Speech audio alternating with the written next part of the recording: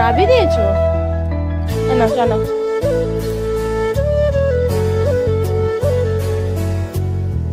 আয় চলে আয় বেরো পালিয়ে এসো আয় আয় আয় বসবি আর রোদে বসবি তাড়াতাড়ি আয় আয় আর আসবে না ছেড়ে দাও তুমি বিছনাটা এমনি রেখে দাও আমি ঠিক করে নেবো পরে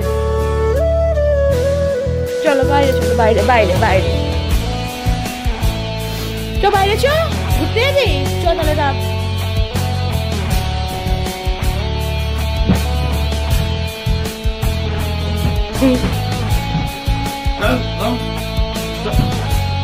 না বিছানা ঠিক করবে না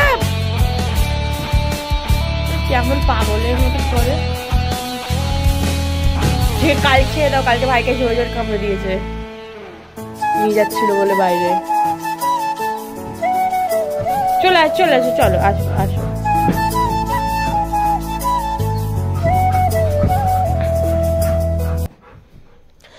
শুভ সকাল বন্ধুরা নতুন দিন নতুন সকাল তার সাথে নতুন আরো একটা ব্লগ আজকের দিনটি হলো মঙ্গলবার আর ব্লগ শুরু করছি সেই সকাল থেকে তো তখন অতটা কথাবার্তা তোমাদের সাথে বলতে পারিনি বা আমি নিজেকেও দেখাতে পারিনি কেননা আজকে ঘুম থেকে উঠতে একটু দেরি হয়েছে এখন এই 2-3 দিন ধরে মানে আমার এই বিয়ে বাড়িটা কাটার পর থেকে এই 2-3 দিন ধরে এত দেরি হয়ে যাচ্ছে ঘুম থেকে উঠতে 7:30 7:15 এরকম বেজে যাচ্ছে প্রত্যেকদিন তো অ্যালার্ম দিয়ে রাখছি সকালবেলা উঠে একটু মর্নিং ওয়াকে যাবো বলে তো সে তো উঠতে আর পারছি না কিছুতেই অ্যালার্ম বেজে বেজে আমি খালি বন্ধ করে শুয়ে পড়ছি আর বেলা হয়ে যাচ্ছে ঘুম থেকে উঠতে আর আমার রান্না করতে অসুবিধা হয়ে যাচ্ছে তো সেরকমই আজকে দেরি হয়েছে ঘুম থেকে উঠতে তো আজকে জানো তো মঙ্গলবার আমার বন্ধনে লোন থাকে তো আজকে আমি সেটাও দিতে যেতে পারিনি টাকা পাঠিয়ে দিয়েছি কেননা আমার হচ্ছে রান্না হয়নি আজকে রান্না করতেও দেরি হয়েছে 8:30 বেজে গেছে আর শানু খাবার নেওয়ার জন্য দাঁড়িয়েছিল তো একটু টাইম লেগে গেছিলো আজকে আর এইখানটা না কালকে সন্ধেবেলা আমি পড়ে গিয়েছিলাম জানো তো এই ইঁটগুলো সরে সরে যায়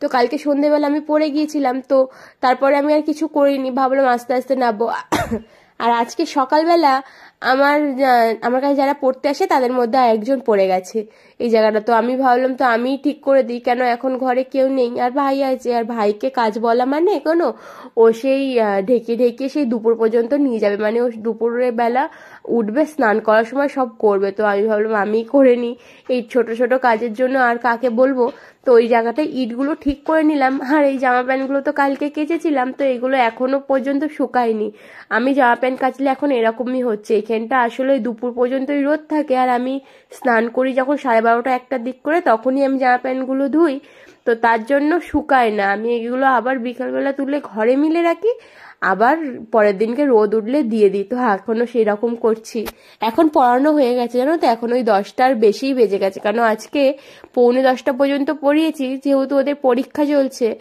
অ্যানুয়াল পরীক্ষা তো তার জন্য একটু টাইম বেশি নিয়ে পড়াচ্ছিলাম আর ওদের স্কুলটাও দেরি করে তো যখন আমার স্কুল মানে আমার স্কুল না আমি তো আর স্কুলে পড়ি না ওদের যখন স্কুলটা দেরি করে থাকে আমি তখন একটু বেশি করে পড়িয়ে দিই কালকে তোমাদের বলছিলাম না যে ড্রেসিং টেবিলটা বিয়ের কয়েকদিন মানে বিয়ে বাড়ি যতদিন ছিল ততদিন তো আমার ঘরে সেরকম ভাবে কোনো কাজই হচ্ছিল না সারাক্ষণ বিয়ে বাড়িতেই মজা হচ্ছিল তো ড্রেসিং টেবিলটা না একদিন পরিষ্কার না করলে আমার অনেক ধুলো পড়ে যায় জানি না কেন তো ড্রেসিং টেবিলটা প্রচুর বাজে লাগছিল আর আমার যত সাজার জিনিস ছিল মানে আমি যত সেজেছি আমার হার কানের তারপরে মেকআপের জিনিস সব না এরকম ভাবে এখানে ওখানে রাখা ছিল ড্রেসিং টেবিলের মধ্যেই এখানে ওখানে রাখা ছিল তো সেগুলোই এখন গোছাচ্ছি বসে বসে আর বসে বসে না দাঁড়িয়ে দাঁড়িয়ে গোছাচ্ছি আর এইটা করতে গিয়ে আমার অনেকটাই টাইম লেগেছে একবার এইখান থেকে ওইখানে নিচ্ছি একবার ওখান থেকে ওখানে নিচ্ছি আর এই করতে গিয়ে আয়নার যে এটা আছে না আয়নার যে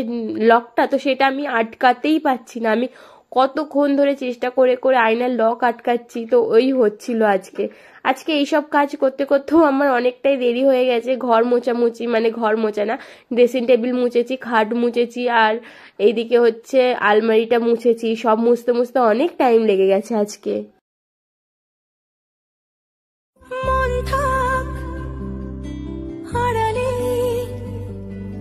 মাঝে মাঝে ছুঁতে আসা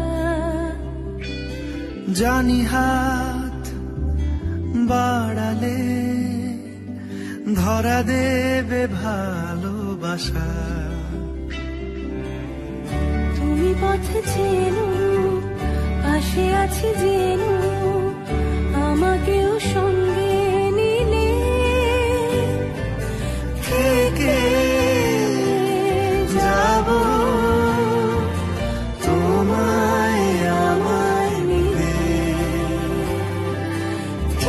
থেকে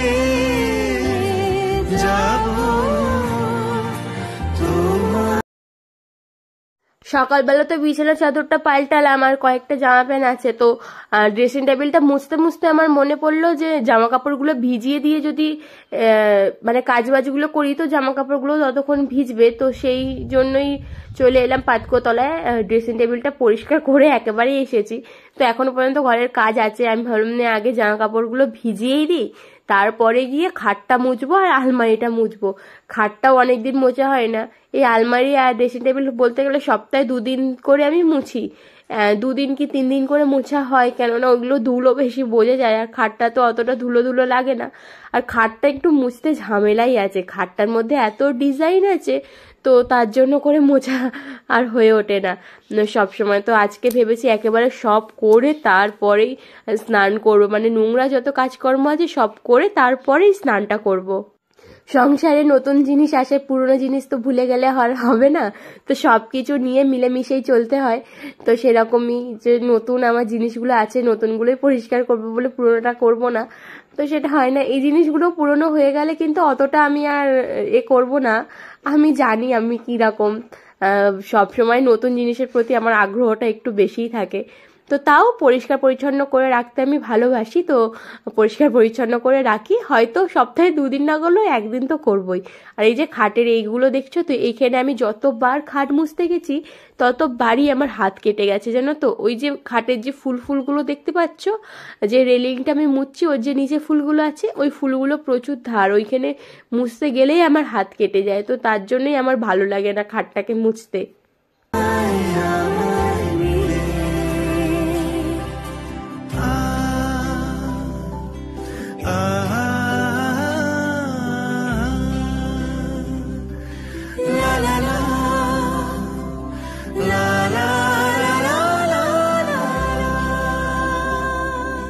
যত দূর যায় চোখ, পাশে আছি আমি তোমার। আজ নয় কাল হোক, কেটে যাবে অন্ধকার। তুমি অভিমানী হেঁটে যাবে জানি, স্বপ্নের সেই মিছিলে থেকে যাব তোমায় আমায় মিলে, থেকে যাব তোমায় আমায় মিলে।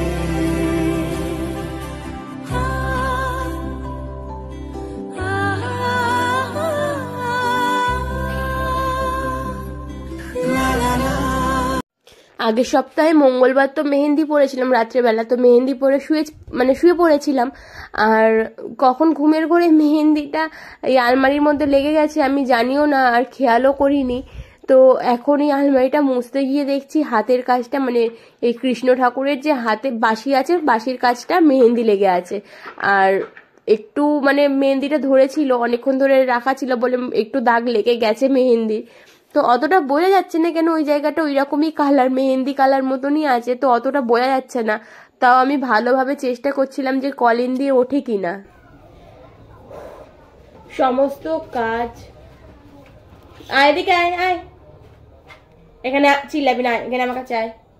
সব কাজ হয়ে গেছে দিয়ে, আর শুধু জামা কাপড় কাচাটাই বাকি আছে। পালিয়ে, আর কালকের এই যে খিচুড়ি বেজেছিল, এখানে আয়। পালিয়ে যাচ্ছিস কেন?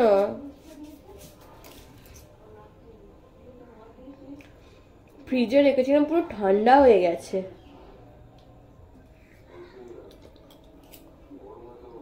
আসো,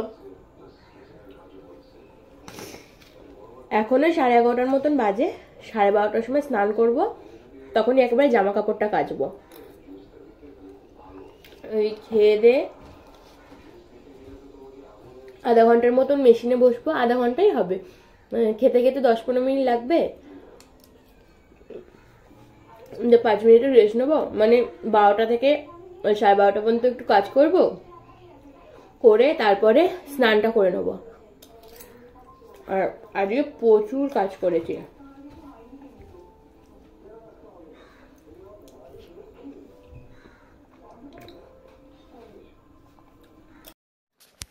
সব কাজ তো কমপ্লিট হয়ে গেছে, স্নানও করে নিয়েছি। আর চুলটা না কয়েকদিন ভিজাচ্ছিলাম না, মাথায় যন্ত্রণা ছিল, তো চুলটা অনেক দিন ভিজাইনি, তো ভাবলাম আজকে একটু চুলটা ভিজিয়েই নিই। তো চুলটা ভিজালাম। আর শীতকালে তো জানোই কত কিছু ইউজ করতে হয়। আমার তো এতই ড্রাই স্কিন, আমার সাথে সাথে মানে 4-5 বারের বেশি আমার মনে হয় দিনের বেলা আমাকে ক্রিম ইউজ করতে হয়। তো আমি অনেক বছর ধরেই এই নিভিয়া ক্রিমটা ইউজ করি, আমি আর মুখে অন্য কিছু ইউজ করি না। আমি মুখে বলতে গেলে কোনো কেমিক্যাল জিনিস ইউজ করি না, খালি কোথাও ঘুরতে ঘুরতে যাওয়ার সময় একটু মেকআপটা করি, তো তাও সব সময় করি না। যখন কোনো বিয়ে বাড়ি হয় বা পুজো, এই টাইমগুলো ছাড়া আমি সবসময় মুখে মেকআপ করি না, জানো তো।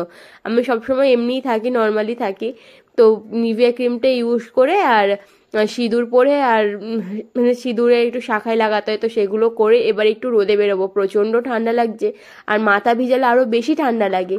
আর এই রকম টাইমে মানে এই যেই টাইমে আমি স্নান করি সেই টাইমে না আমাদের হচ্ছে পাতকুতলার দিক থেকে রোদ চলে যায়, একটুও রোদ থাকে না, পুরো ছাওয়া থাকে।